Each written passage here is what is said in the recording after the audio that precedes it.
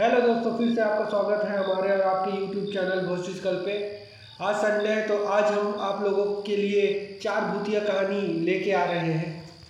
अगर आप चैनल पे नए हैं तो सब्सक्राइब कर दीजिएगा और अगर हमारी कहानी आपको पसंद आती है तो लाइक भी कर दीजिएगा।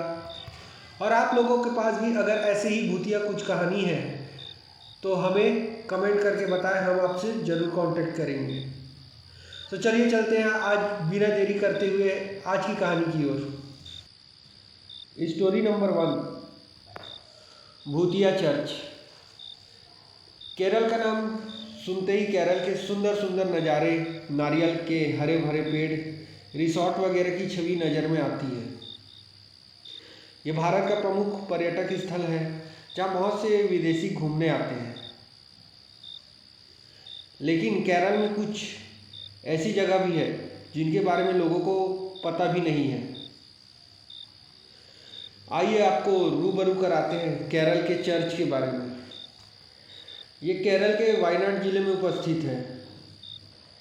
यह एक ऐसा चर्च है जहां 3 राजाओं की आत्माएं घूमती हैं। इस चर्च में हर साल 15 फरवरी को दावत का आयोजन होता है। इस चर्च को क्यों प्रेत बाधित मानते हैं, क्या है इसके पीछे की कहानी, आइए जानते हैं। वहाँ 3 राजा हुए आसपास के क्षेत्रों में। वहाँ हमेशा आपस में लड़ते रहते थे। एक दिन वो 3 में से एक राजा ने एक योजना बनाई बाकी के 2 राजाओं को अपने रास्ते से हटाने की। उन्होंने दोनों राजाओं को चर्च दावत में बुलाया। दोनों राजाओं को चर्च में बुलाने के बाद उनके खाने में जहर मिलाकर उन्हें खिला दिया। जहर का सेवन करने के कारण वो दोनों राजाओं की उसी जगह मृत्यु हो गई। जब वह बात राजाओं के समर्थकों को पता चली तो उन लोगों ने भी, जो राजा जिसने राजाओं को जहर देकर मारा था, उस राजा को भी उनके समर्थकों ने जान से मार दिया। फिर इन तीनों राजाओं को वहीं चर्च के बाहर दफन कर दिया गया। तब से उस चर्च में कुछ न कुछ अजीबोगरीब हरकतें चालू हो गई, जैसे चेयर घसीटना, किसी की रोने की आवाज़ आना। ये सब हरकतें बढ़ती चली गई। फिर वहाँ के आसपास के लोगों ने तंग आकर उस चर्च को बंद कर दिया। स्टोरी 2, मेरा नाम लक्ष्मी है। मैं एमपी के डोंडी गांव की रहने वाली एक स्टूडेंट हूँ। मेरे गांव से लगभग 5 किलोमीटर दूर एक छोटा सा स्कूल है जिसकी नींव आज से 50 साल पहले वहाँ के तत्कालीन तहसीलदार श्री लखनलाल जी द्वारा रखी गई। शुरू में इस स्कूल में 30 लड़कियाँ पढ़ती थी। इसके बाद इसका स्वतंत्रता सेनानी श्री विजय सिंह आर्य की निगरानी में इसका काम चलता रहा।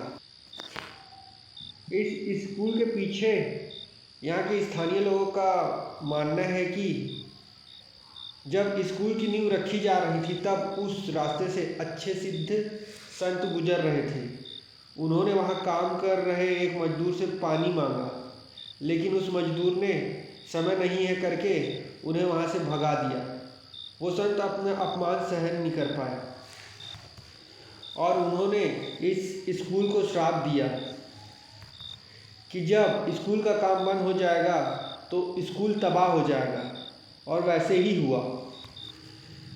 यहाँ पढ़ने वाले बच्चों की रहस्यमय तरीके से मौत होने लगी, जिससे डर कर उनके माता पिता अपने बच्चों को इस स्कूल में पढ़ने जाने से मना करने लगे। और धीरे धीरे करके वहाँ से सारे बच्चे स्कूल जाना बंद कर दिए और वह इतना सुंदर दिखने वाला स्कूल अब खंडर में तब्दील हो चुका था। स्टोरी 3, यह कहानी है तमिलनाडु के सैलम की। इस सैलम शहर में डीके नामक बंगले में होने वाले प्रेत बाधित घटनाओं पर आधारित है। डीके नामक बंगला 1900 के दशक में उसके मालिक के नाम पर रखा गया।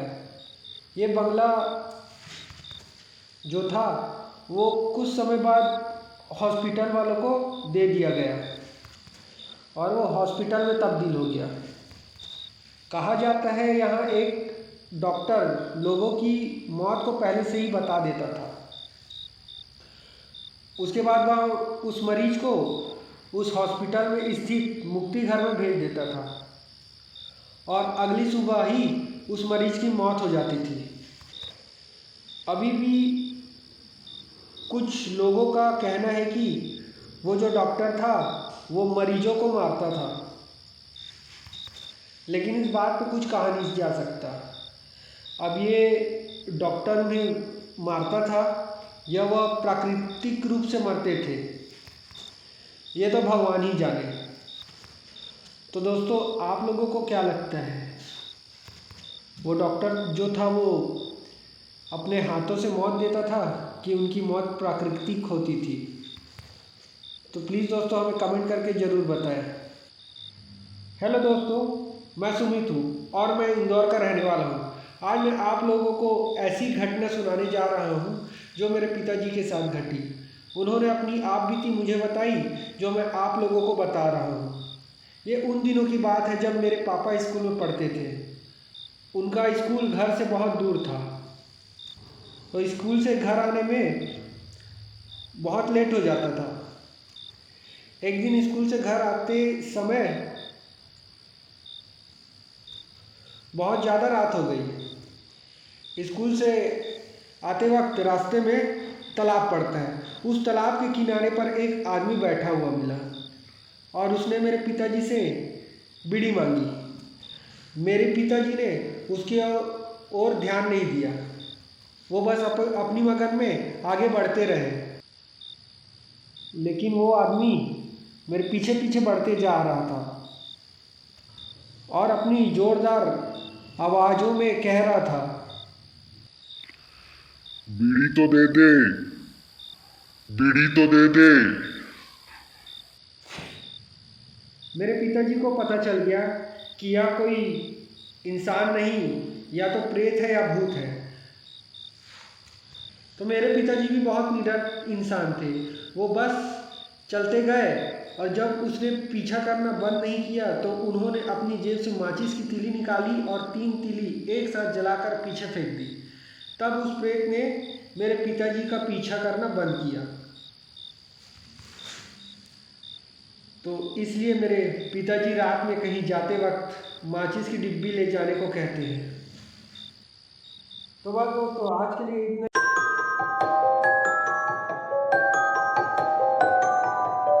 Preview.